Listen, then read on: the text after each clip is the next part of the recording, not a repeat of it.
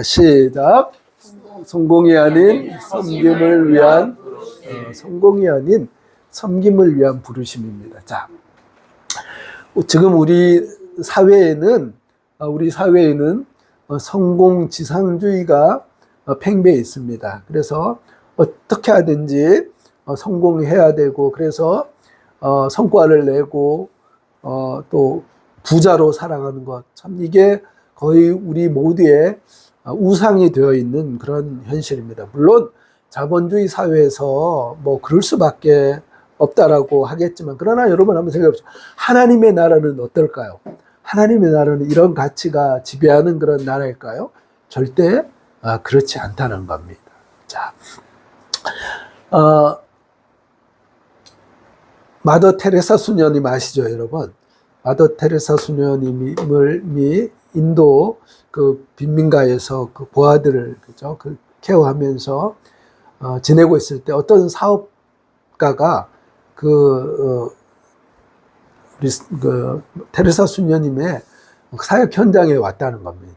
그래서 이분이 경영학적 입장에서 컨설팅을 하는 거예요. 조언을 하는데 뭐라고 합니까? 아무도 알아주지 않는 이 시골 구석에서 이렇게 병들고 가난하고 더러운 사람들 일하는 것에 수녀님 만족하십니까? 그러면서 수녀님께서 여기 쏟아부으신 땀방울을 다른 곳에 흘렸다면 훨씬 더 성공적인 삶을 살 수 있었을 거예요 라고 얘기했다는 거예요. 맞는 말일 수도 있죠, 일면. 그렇지 않습니까? 그래서 거기에 대해서 우리 테레사 수녀님이 제가 전에도 한 말씀 드렸었죠. 자, 우리 같이 한번 읽어볼까요? 자, 시작. 하나님은 우리를 성공하라고 부르신 것이 아니라 섬기라고 부르셨습니다. 자, 뭐라고요? 하나님은 우리를 부르신 목적이 세상의 성공을 위한 것이 아니라 뭐요? 섬기고 충성하라고 우리를 부르셨다라고 그렇게 단호하게 말씀하셨다는 겁니다. 참 기독교의 그렇죠, 신앙의 가치가 무엇인가라고 하는 것들을 잘 말해주는 아주 함축적인 그러한 고백이다라고 생각합니다. 자, 오늘 말씀 다시 한번 또 읽어보겠습니다. 자, 시작. 인자가 온 것은 섬김을 받으려 함이 아니라 도리어 섬기려 하고 자기 목숨을 많은 사람의 대속으로 주려 함이니라. 그렇죠. 예수님은 만왕의 왕이시고 만주의 주가 되셨는데, 우리가 아시다시피 이 말씀은 뭡니까? 예수님이 예루살렘에 십자가를 지러 가기 전날, 그렇죠? 그 제자들은 누가 예수님이 정권을 잡으시면 누가 국무총리 할까? 누가 행안부 장관 할까? 그거 가지고 막 싸울 때 예수님께서 하신 말씀이에요. 너희는 뭐라고요? 섬기는 자가 되라. 그렇죠? 섬기는 자가 되라. 그러면서 우리 주님께서 하신 말씀이 인자가 온 것은 섬기려고 온 것이 아니라 어때요? 오히려 당신의 몸을 대속물로 주려고, 그렇죠? 목숨을 주는 그 섬김을 위해서 오셨다라고 분명하게 말씀하신 것을 보게 됩니다. 그래서 예수 믿는 사람의 사람의 어떤 정체성을 한마디로 얘기한다면 뭐라고 할 수 있을까요? 예수 믿는 사람은 예수님을 닮아서 섬기는 사람이다라고 이렇게 정의할 수 있습니다. 자, 우리 옆에 있는 분하고 한번 인사하겠습니다. 예수 믿는 사람은 섬기는 사람입니다. 그렇게 인사하겠습니다. 예수 믿는 사람은 섬기는 사람입니다. 그래서 늘 말씀드리지만, 그렇죠, 우리가 신앙의 성숙, 신앙의 깊이 있는 사람인가 아닌가라고 하는 것들을 판단하는 중요한 근거가 무엇입니까? 그렇죠. 얼마나, 그렇죠, 환상을 많이 보고 기적을 행하고, 그게 아니라는 거예요. 그게 아니라 정말 그의 삶 가운데서 삶과 행동과 이 모든 말 속에서 뭐예요? 진정한 섬김과 사랑, 배려가 있는 사람은 뭐예요? 그 사람은 진짜 예수 믿는 사람이다라고 하는 것들을 어때요? 확인할 수 있다는 겁니다. 자, 그래서 오늘 이 섬김의 왕이신 그 주님, 주님의 그 섬김에 대해서 살펴보면서 지난 일주일간의 그 삶을 돌이켜 볼 때에 참 바로 하나님께서 우리를 부르시는 그 가장 큰 소명의 부르심이 성공이 아니라 뭐예요? 섬김을 위해서 부르셨다라고 하는 것들을 일본 사역 현장을 돌아보면서 다시 한번 확인하고 또 새롭게 도전받는 그런 귀한 시간이었다라고 생각합니다. 그래서 잠깐 보시면 일본 인구가 몇 명이에요? 1억 2천만 명입니다. 그래서 수도는 여기 이제 도쿄인데 보십시오. 복음화율이 보세요. 우리가 이야기하는 그 신도 있죠. 그 신사 거기 이제 절하는 거기가 거의 50% 이상이 신도를 믿는다는 거예요.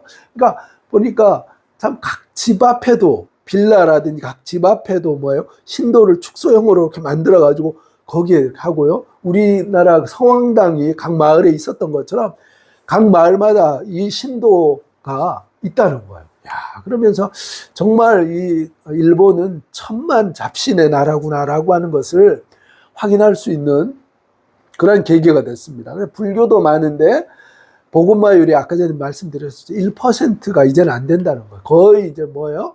0.5%, 6% 여기를 왔다 갔다 하는 그런 참 척박한 땅이었다는 거예요. 그래서 저희가 다녀온 곳은 여기 이제 도쿄가 우리로 치면 서울이지 않습니까? 서울 북서쪽에 있는 사이타마현의 사야마라고 하는 그 시였습니다. 그래서 작고 아담한 그런 시였는데 그곳을 돌아보면서 크게 세 가지 그러니까 사역과 또 새 만남을 통해서 도전과 은혜를 또 감동을 받는 귀한 여정이었습니다. 자, 첫 번째 여정 사야마에 있는 히카리 유치원이라는 곳을 처음에 이제 갔어요. 처음에 갈 때는 아니 뭐 다른 데 이렇게 볼 때도 많을 텐데 웬 유치원을 데리고 가시나라고 하는 그런 의문도 있었거든요. 근데 보니까 이 사야마 히카리 유치원이라고 하는 곳이 참 얼마나 귀하고 이 척박한 일본 땅에 있어서 다음 세대를 세우는데 얼마나 아름다운 그 역할을 감당한 것인가라고 하는 것을 들으면서 큰 은혜와 도전을 받게 되었습니다. 여기 있는 가운데 있는 분이 바로 53년 전에 이 히카리 유치원을 세운 이사장님이에요. 이사장. 지금은 아들 되시는 분이 원장님으로 계신데 히카시 키오우라고 하는 분인데 이분이 미국 선교사님, 아주 복음적인 미국 선교사님에게서 예수님을 영접하고 나서 이분이 장인 어른이 그 당시 초대 그 사야마시의 시장이었다는 거예요. 그러면서 그러다 보니까 그 당시 그 지역에서 아주 유지였다는 거예요. 그래서 땅이 엄청나게 많았는데 그 땅을 그렇죠 상속받아서 그 땅에다가 자기 사업을 한 게 아니고 우리 일본 땅 다음 세대를 위해서 다음 세대가 정말 말씀으로 잘 세워져야 되겠다라고 하는 그런 거룩한 비전을 가지고 그 땅을 그렇죠. 여기 보면 지금 여기 일부입니다. 이 건물만 있는 것이 아니고 이 옆에도 건물이 한 2동 이상이 큰 건물이 있어요. 그래서 그 땅을 뭐예요? 복음을 위해서 다음 세대를 위해서 다 드리면서 거기 아이들을 하나님의 복음으로 그래서 특별히 그 선생님들이 뭐예요? 예수 믿는 사람이어야 되지 않습니까? 그래서 신실한 기독교인들 교사, 우리나라가 아니에요. 일본에서 예수님을 잘 믿는 교사들을 그렇죠? 그리고 면접하고 그렇게 해서 그들을 세워가지고 아이들을 그렇죠? 일본 땅에서 복음으로 하나님의 사람들로 그렇게 세워갔다는 거예요. 그래서 수천 명의 우리 학생들이 이 유치원을 통해서 배출이 됐는데 사회 요소에서 정말 복음의 빛을 드러내는 그런 하나님의 사람으로 세워졌다는 거예요. 그래서 이 유치원을 통해서 세례받은 사람만 해도 100여 명이 넘는다는 거예요. 참 놀라운 거죠. 참 얼마나 겸손하시고 참 얼마나 소박합니까? 티셔츠 입고 계시는 이사장님이 뭐 그죠? 좀 이렇게 꾸미기도 할 텐데 참 소박하게 그렇게 하면서 여기 보면 말씀을 보면 잘 안 보이시죠? 작아서 하나님을 경외하는 것이 지식의 근본이다라고 하는 그죠? 그 잠언 1장 7절 말씀을 원은으로 삼아가지고 그렇게 그렇죠. 53년 동안을 그렇게 그 후진들을 그렇죠? 어린 생명들을 그 유치원을 그렇게 운영했다는 거예요. 참 한국에서도 쉽지 않는 건 아닙니까? 참 처음에 53년 전에 우리가 복음으로 예수 믿는 그 십자가 복음으로 아이들을 양육하겠습니다라고 했을 때 일본의 그 반응이 어땠을까요? 지금도 뭡니까? 제가 참 이번 일본 선교를 통해 여행을 통해서 왜 일본이 이렇게 복음화율이 떨어질까라고 한 것이 늘 궁금증이었거든요. 어떻게 이렇게까지 우리보다 몇백 년 전에 복음을 받았지만 오히려 뭡니까? 역전이 돼서 1%가 채 안 되는 왜 이렇게 전도가 안 됐을까라고 생각했는데 그걸 제가 선교사님을 통해서 들었는데 일본 사람들은요 친절하지 않습니까? 그렇지 않습니까? 그래서 처음 온 사람들, 일본에 처음 온 사람들에게는 엄청 친절하다는 거예요. 자기들이 친절하다는 것을 보이기 위해서라도 의도적으로라도 그렇게 친절하게 대한다는 겁니다. 그래서 외국 선교사들이 또 한국 선교사들이 와서 한국말, 그러니까 일본말도 제대로 못하고 이렇게 막 더듬더듬 할 때는 내가 친절한 일본 사람이다라고 하는 것을 어필하기 위해서 이야기를 잘 들어준다는 거예요. 그런데 놀라운 것은요, 이 사람들은 친해지고 그리고 그 일본 문화에 대해서 이렇게 익숙해지고 일본말 어느 정도 하게 되면 자기들만의 철칙이 있다는 거예요. 절대로 다른 사람에게 부담이 되거나 다른 사람에게서 폐가 되는 어떤 주장이라든지 그런 제언을 하면 일본 문화에서는 어떻습니까? 그건 아주 몰상식한, 그래서 어떻게 하냐면 아예 관계를 끊어버리는 그런 사람이 일본 사람이라는 거예요. 그러니까 우리 선교사님이 하시는 말씀이 처음에 왔을 때 말씀드리고 언어 잘 못할 때 그렇죠. 그때 복음을 전해야지 일본말 웬만큼 잘하고 하면 당신이 우리 문화를 아는 사람이 왜 우리에게 복음을 전하냐. 그러면서 그 관계를 끊어버린다는 거예요. 무서운 사람들이죠. 그런데 여러분 53년 전에 어떻겠습니까? 내가 복음으로 인해서 아이들을 복음을 전하고 하겠습니다. 이렇게 아이들을 양육하겠다라고 했을 때 어땠을까요? 냉대와 그 차별이 엄청났다는 거예요. 그런데 그걸 다 견디고 꾸준히 말씀으로 아이들을 세웠을 때 지금은 뭐예요? 줄을 서 있다는 거예요. 아이들. 그렇죠? 예수 믿는 유치원이라는 걸 다 한다는 거예요. 또 온 사회만시 인근에 있는 사람들이 다 그 유치원이 그렇죠. 복음으로 하나님 믿는 예수 믿는 사람이 운영하는 곳이라는 것을 알매도 불구하고 그 유치원에 볼 때 아이들이 반듯하고 정말 사랑으로 아이들이 세워진다라는 것을 알기 때문에 줄을 서서 아이들을 보낸다는 거예요. 와, 놀랍지 않습니까? 한국이 아니라 그렇죠. 일본에서 이런 일을 하는 그 현장을 보게 됐다는 거예요. 참 너무나 감사했습니다. 두 번째는 킹스 가든이라고 하는 노인 복지 시설을 갔습니다. 근데 참 여기도 기가 막힌 게 제가 칼럼에도 썼지 않습니까? 뭐 다른 거 길게 말씀을 안 드려도 이분들이 얼마나 예수님의 사랑으로 그 입소한 분들을 케어하는지요.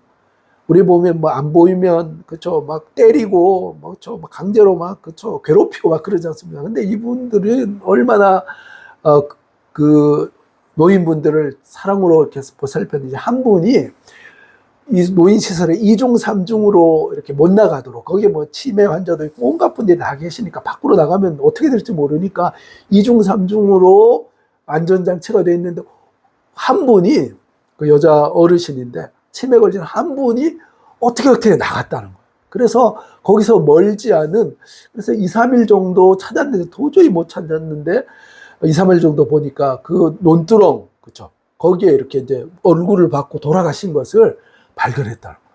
여러분 우리나라 같으면 어떻게 되겠습니까? 당장 난리 법석이 나죠. 그런데 그 보호자 되는 그 자녀들이 그런 얘기를 했다는 겁니다. 우리가 킹스 가든에서 우리 어머님을 그동안 얼마나 사랑으로 보살펴 주시고 케어한 것을 우리가 압니다. 어머님은 돌아가실 때가 돼서 돌아가신 것 뿐입니다. 우리는 이것에 대해서 전혀 문제 삼지 않겠습니다. 라고 그렇게까지 얘기했다는 거예요.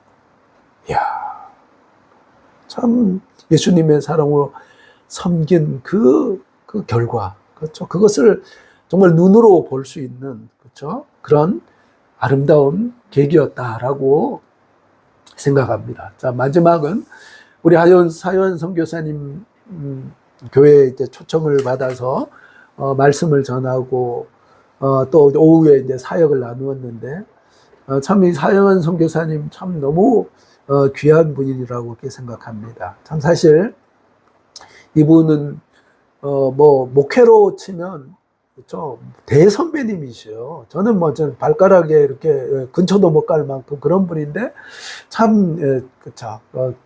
작은 교회 목회자를 불러서 말씀을 전하게 하고 사역을 또 겸손한 마음으로 그렇게 들으시고 뿐만 아니라 7박 8일 동안 여정 가운데 정말 그렇죠.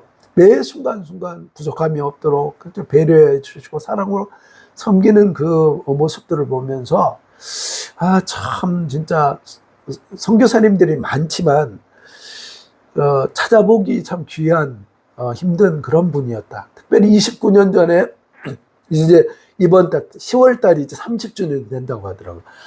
아무것도 없는 그 일본 땅에 가족 혈혈단신 가족이 가서 거기에 많은 예수 믿는 그런 사람들을 세례를 주시고 그래서 지금은 고령화 때문에 많은 분들이 열 몇 분 이상이 돌아가셨어요. 그래서 지금은 한 10여 분 정도 예배를 드리는데 한 분 한 분이 얼마나 따뜻하고 정말 귀한 분들인지 이따가 주민사를 통해서 함께 보도록 하겠습니다. 그러면은 목사님, 네. 저 교회에서 한 선교사님하고 네네.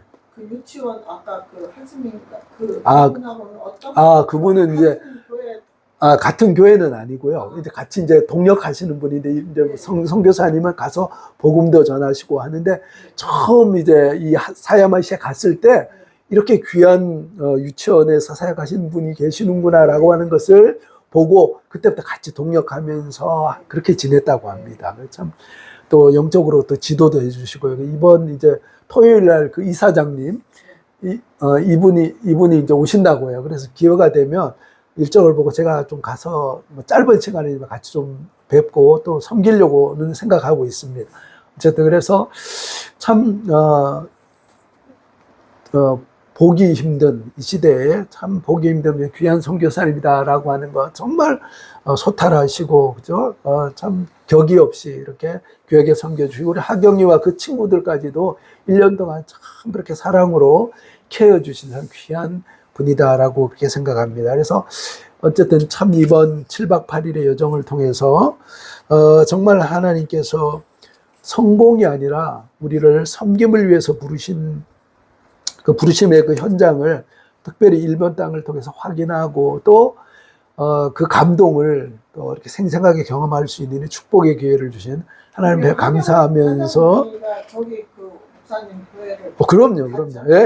예, 같이 있었던 겁니다. 그래서 귀한 기회를 주신 하나님께 감사드리고 이제 앞으로의 저의 사역도 성공이 아니라 규모라든지 그렇죠? 외적으로 보이는 그것이 아니라 정말 그렇죠. 예수님의 사랑으로 섬기는 그 사역을 힘있게 감당하겠다라고 하는 그런 다짐을 하고 돌아오는 귀한 여정이었습니다. 특별히 기도해 주시고 함께 동역해 주신 우리 성도님들께 다시 한번 감사합니다. 우리 모두가 성공이 아니라 섬김을 위해서 그렇죠. 우리 앞으로의 날들을 힘있게 살아가는 우리 모두가 되시길 주님의 이름으로 축복합니다.